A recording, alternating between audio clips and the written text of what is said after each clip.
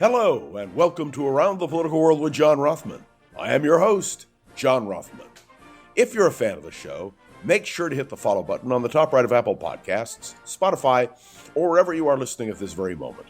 When you hit follow, leave a review or share an episode with a friend.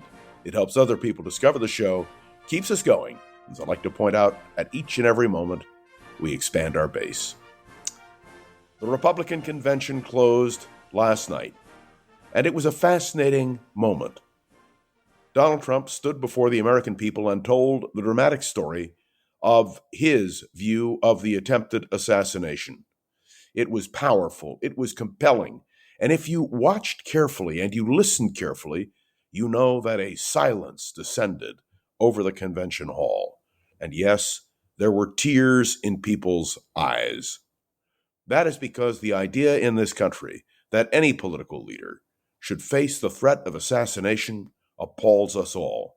Do you remember when George Wallace, the segregationist governor of Alabama, a demagogue of the first order, was nearly killed in Laurel Springs, Maryland in 1972? Everyone made their way to his bedside. Everyone was appalled by what happened. I say this because there are two distinct and separate issues here. One is the attempted assassination of a former president, a political leader. And that is something that should shock and disturb every American.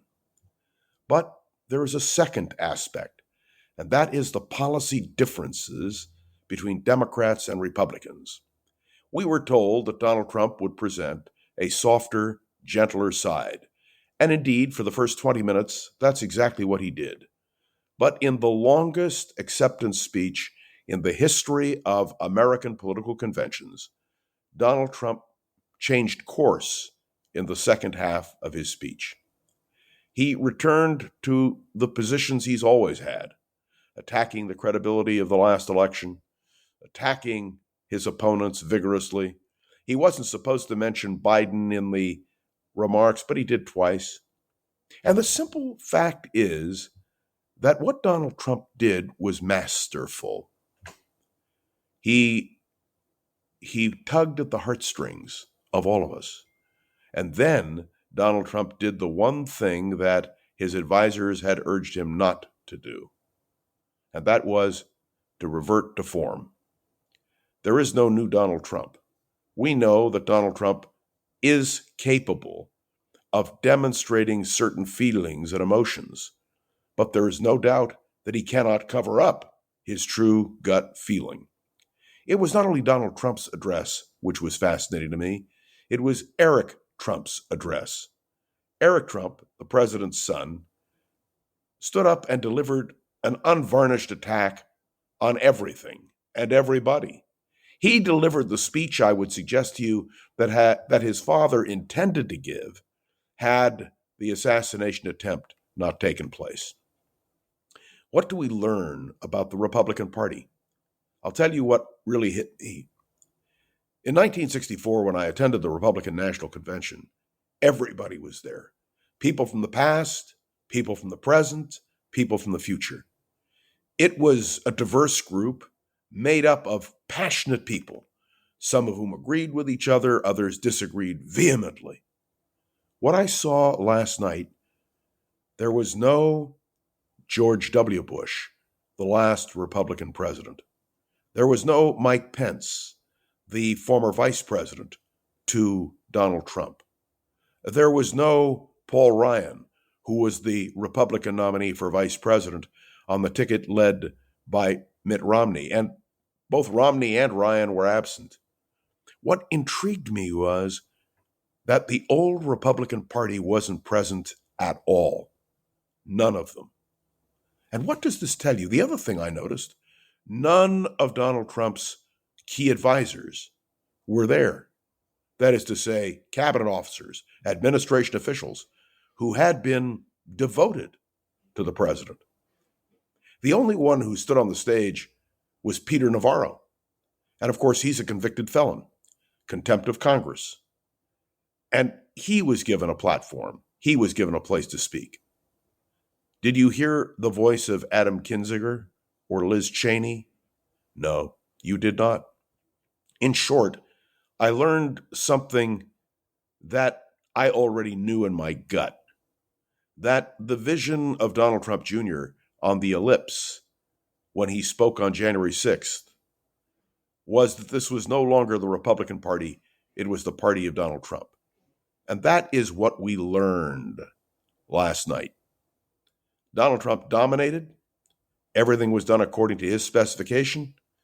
And frankly, it was not the kind of convention that I enjoy, because these were people completely devoted to the cult of Donald Trump.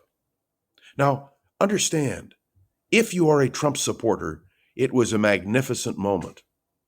But if you are a Trump opponent, or if you are a voter who is on the fence, not sure who to vote for, what last night did was to reinforce the negatives about Donald Trump, not the positives.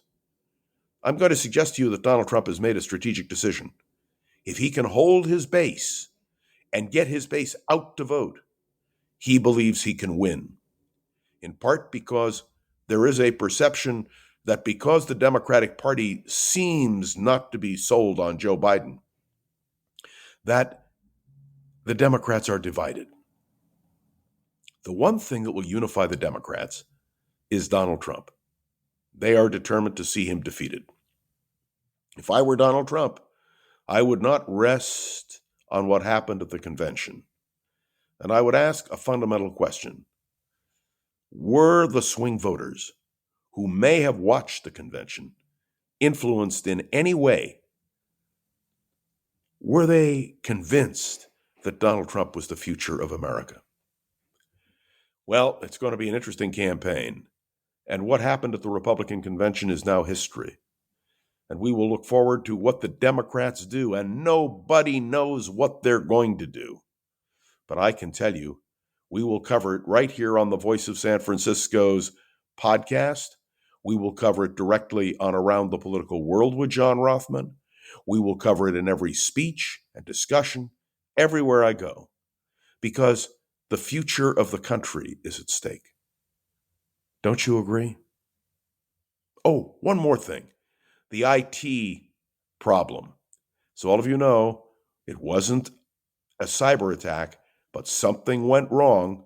And if I were America's enemies, I would wonder, couldn't we make what went wrong go wrong again on a broader scale? I only throw this out because this should be another issue which is debated in the campaign. Thanks for tuning into another episode of Around the Political World with John Rothman. Make sure to follow along and let me know your thoughts on the show by leaving a review on Apple Podcasts and sharing an episode with a friend or colleague so we can continue to grow and expand, which, of course, is our goal. And you can interact with me on Facebook and, of course, on LinkedIn. And my special appreciation to the one person who gets my vote every single day, Go-Go Zoger, the producer of Around the Political World with John Rothman. Have a great weekend. Heaven only knows where we'll be on Monday, but I, for one, can't wait. See you then.